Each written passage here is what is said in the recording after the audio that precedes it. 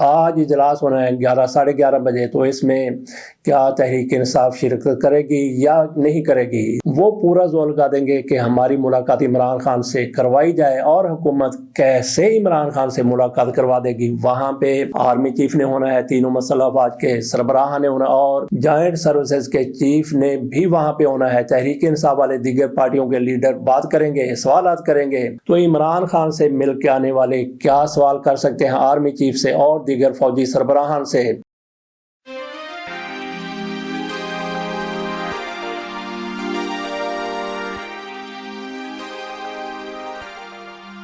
بسم اللہ الرحمن الرحیم۔ پارلیمانی کمیٹی قومی سلامتی کی، جس کا اجلاس آج 1:30 بجے ہونا تھا، لیکن گزشتہ روز یا گزشتہ رات فیصلہ کیا گیا کہ یہ اجلاس 11 بجے ہوگا، 11:30 بجے ہوگا۔ اس میں تحریک انصاف کی شرکت کو بھی یقینی بنانے کی بات کی گئی تھی۔ تحریک انصاف نے بھی کہا تھا کہ ہم اس میں شرکت کریں گے۔ 14-15 لوگوں کے نام بھی دے دیے گئے، لیکن اس کے بعد یہ کہا جانے لگا کہ عمران خان سے ہماری ملاقات کروائی جائے۔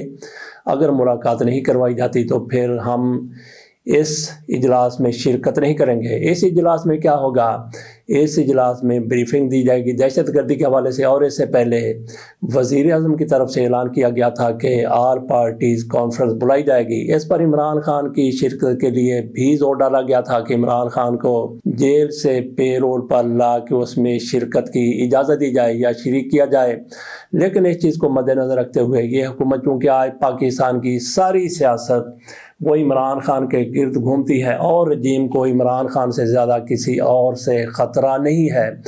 ان کو لگتا ہے کہ شاید عمران خان دہشت گردوں سے بھی زیادہ خطرناک ہے۔ عمران خان کے گرد ہی پاکستان کی سیاست گھومتی ہے۔ جب ان کو یہ پتہ چلا، رجیم کی طرف سے اعلان کر دیا گیا کہ آل پارٹیز کانفرنس بلائی جائے گی، شہباز شریف صاحب کی طرف سے اعلان کیا گیا لیکن کوئی ڈیٹ نہیں دی گئی تھی، تو عمران خان کی شرکت کے حوالے سے خواجہ آصف نے کہا کہ تحریک انصاف یہ چاہتی ہے کہ عمران خان کو اس میں شریک کیا جائے۔ خواجہ آصف نے کہا کہ ایسا ان کی طرف سے کہا تو نہیں گیا، لیکن مجھے یہ نظر آتا ہے کہ وہ ایسا ہی چاہتے ہیں، ایسا ہی وہ کہتے ہیں۔ یہ خواجہ آصف کی طرف سے کہا گیا تھا۔ عمران خان کے حوالے سے تحریک انصاف نے باقاعدہ ابھی تک کوئی اعلان ایسا نہیں کیا تھا، لیکن ان کو یہ کھڑک گئی، ان کو یہ پتہ شاید چل گیا کہ تحریک انصاف پورا زور لگا دے گی کہ عمران خان کو اس سے پی سی میں شامل کیا جائے، اور دنیا کا بھی ان پر زور ہوگا، پاکستان کے اندر سے بھی دباؤ ہوگا۔ تو اے پی سی کے معاملے کو پیچھے پھینک دیا گیا۔ اب کوئی اے پی سی کا نام نہیں لے رہا، اے پی سی ہوگی یا نہیں ہوگی اس بارے میں کوئی بھی بات نہیں ہو رہی، بلکہ آل پارٹیز کانفرنس کی بجائے پارلیمانی کمیٹی کا اجلاس، قومی سلامتی کی پارلیمانی کمیٹی کا اجلاس وہ قومی اسمبلی میں، اور پھر کل ہم نے اس پر بات کی تھی کہ طارق فضل چودھری کی طرف سے باقاعدہ قرارداد پیش کی گئی کہ قومی اسمبلی کی بلڈنگ کو، قومی اسمبلی کے اس ہال کو استعمال کرنے کی اجازت دی جائے، اور قرارداد منظور ہو گئی۔ کون سی قرارداد، کیسی قرارداد، کن لوگوں کے لیے قرارداد، اس میں کس نے بریفنگ دینی تھی؟ سیکورٹی اداروں کی طرف سے، پاک فوج کی طرف سے بریفنگ دی جانی تھی، اور آج بھی دی جائے گی۔ بات ہم کر رہے تھے کہ قرارداد باقاعدہ پیش کی کہ اجازت دی جائے۔ بہرحال اس پر ہم کل بات کر چکے ہیں، آگے چلتے ہیں۔ آج اجلاس ہونا ہے 11:30 بجے، تو اس میں کیا تحریک انصاف شرکت کرے گی یا نہیں کرے گی؟ زیادہ چانس تو یہی نظر آتا ہے کہ تحریک انصاف میں جس طرح سے ہاکس موجود ہیں، وہ پورا زور لگا دیں گے کہ ہماری ملاقات عمران خان سے کروائی جائے، اور حکومت کیسے عمران خان سے ملاقات کروا دے گی؟ وہاں پہ آرمی چیف نے ہونا ہے، تینوں مسلح افواج کے سربراہ نے ہونا، اور جوائنٹ سروسز کے چیف نے بھی وہاں پہ ہونا ہے۔ تحریک انصاف والے دیگر پارٹیوں کے لیڈر بات کریں گے، سوالات کریں گے۔ تو عمران خان سے مل کے آنے والے کیا سوال کر سکتے ہیں آرمی چیف سے اور دیگر فوجی سربراہان سے؟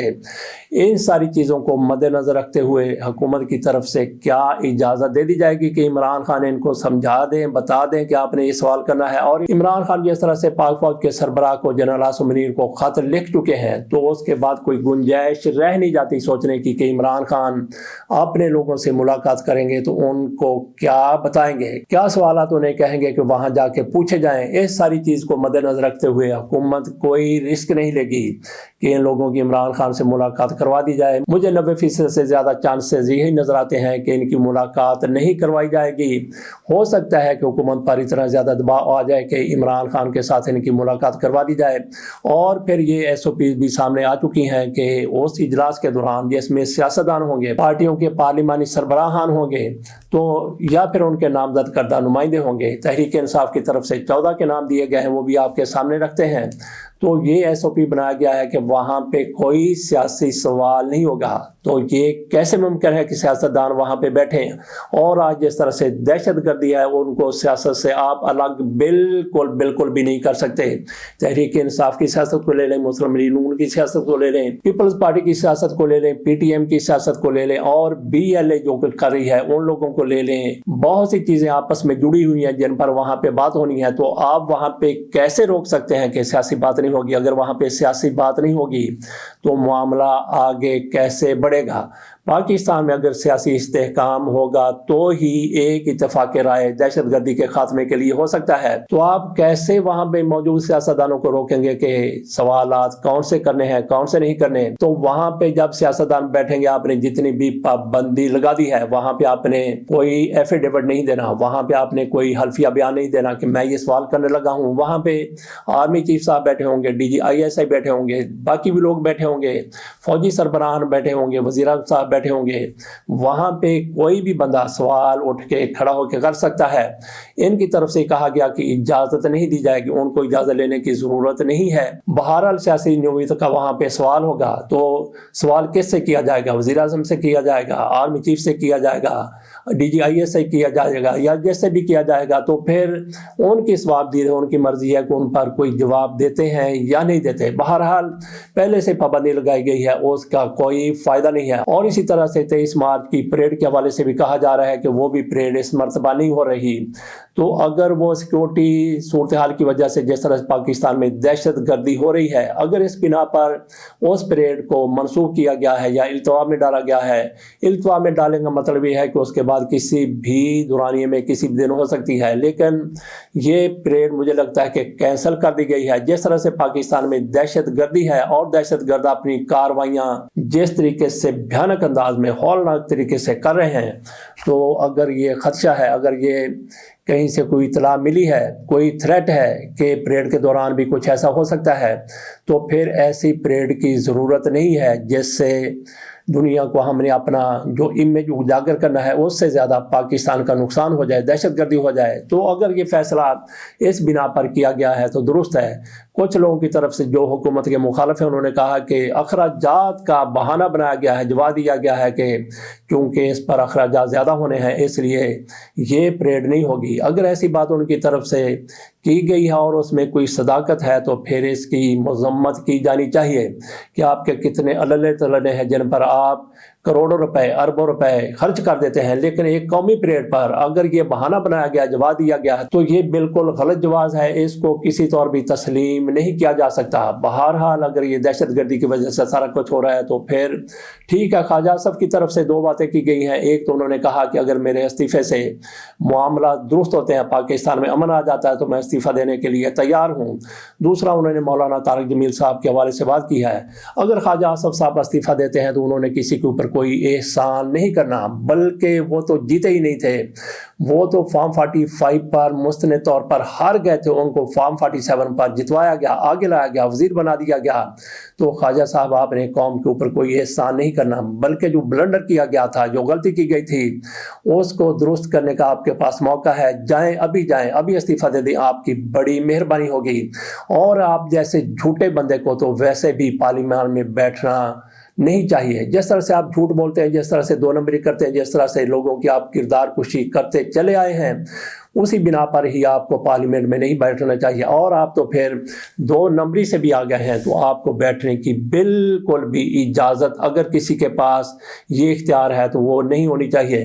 تو خواجہ آصف کی طرف سے دوسری بات کی گئی ہے مولانا طارق جمیل کے حوالے سے، ان کی بھی انہوں نے ایک طرح سے کردار کشی کی ہے۔ مولانا طارق جمیل کا ایک بیان آ گیا، عمران خان کے حق میں آ گیا۔ اگر وہ بیان میاں نواز شریف کے حق میں دیتے، جیسا کہ پہلے وہ دیتے بھی رہے ہیں، تو کیا پھر بھی خواجہ آصف یہی کہتے؟ خواجہ آصف نے مولانا طارق جمیل کے حوالے سے کیا کہا ہے؟ مولانا طارق جمیل کے حوالے سے وہ کہتے ہیں، مولانا طارق جمیل کو پہلی بار 6 اکتوبر 1999 کو کابینہ کی میٹنگ میں بیان دیتے ہوئے دیکھا، میں نے اس وقت کہا تھا کہ یہ عالم دین نہیں قصہ خواں ہے، یعنی قصہ سنانے والا ہے۔ موصوف کی قصہ خوانی کا سارا فوکس صنف نظر پر ہوتا ہے۔ پشاور کا قصہ خوانی بازار بھی ان کے ہم پیشہ حضرات سے منسوب ہے۔ قصہ خوانی بازار کی بات کی جاتی ہے تو یہ پشاور کا بہت مشہور بازار ہے۔ وہاں پہ کسی دور میں لوگ تجارت کے لیے آتے تھے، جاتے تھے تو وہاں بیٹھ کے ایک دوسرے کو وقت گزاری کے لیے قصے بھی سنایا کرتے تھے۔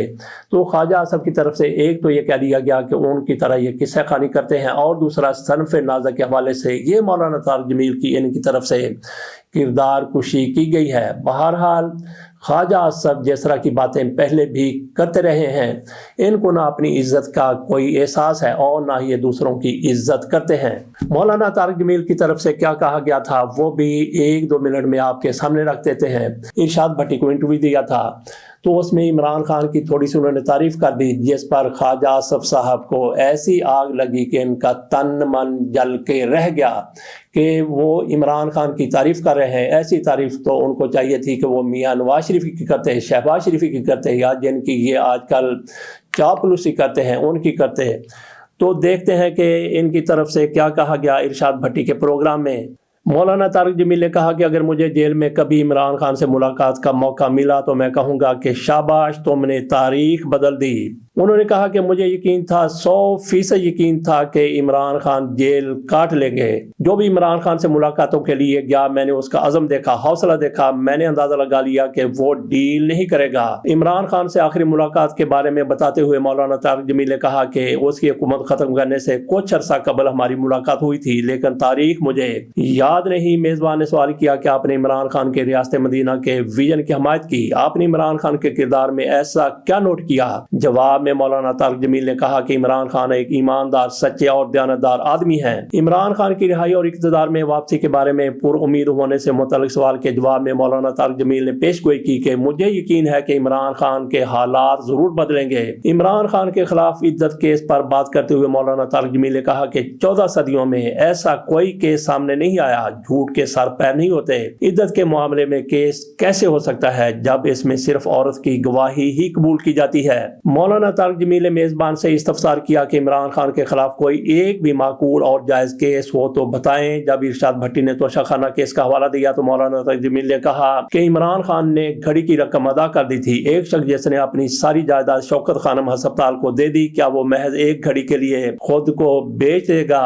تو یہ مولانا طارق جمیل کے حوالے سے ہم نے آپ کو بتایا، مختصر سا بتا دیا کہ مولانا طارق جمیل نے آخر کیا کہا تھا کہ خواجہ آصف کو اور مسلم لیگ نون کی دوسری قیادت کو اتنی زیادہ آگ لگ گئی۔ تو یہ ساری صورتحال تھی، یہ سارا کچھ مولانا طارق جمیل کی طرف سے کہا گیا تھا۔ چلتے چلتے یہ بھی بات کر لیں کہ وائس آف امریکہ اس کی پاکستان میں بھی نشریات بند کر دی گئی ہیں۔ کچھ لوگوں کی طرف سے کہا گیا کہ انہوں نے جعفر ایکسپریس کے حوالے سے کئی انٹرویوز کیے تھے جو اس رجیم کو پسند نہیں آئے۔ ایسا کچھ بھی نہیں، یہ امریکہ کی پالیسی ہے، کیونکہ ٹرمپ صاحب نے کئی جگہوں سے اخراجات کم کرنے کی کوشش کی ہے اور ان کا پھر یہ کلہاڑا وائس آف امریکہ پر بھی چل گیا۔ پاکستان میں اس کا دفتر بند کر دیا گیا، دیگر ممالک میں بھی دفتر بند کیے جا چکے ہیں، اور جن ممالک میں ابھی دفتر یہ کام کر رہے تھے وہاں بھی ان کو بند ہونے کا سامنا ہے۔ تو اس پر ہم الگ سے ایک ویلاگ ضرور کریں گے کہ وائس آف امریکہ کب سے شروع ہوا، کیا کیا اس کی کارکردگی رہی اور اس کی ساکھ کیا تھی۔ اس کے ساتھ اجازت دیجیے، اللہ حافظ۔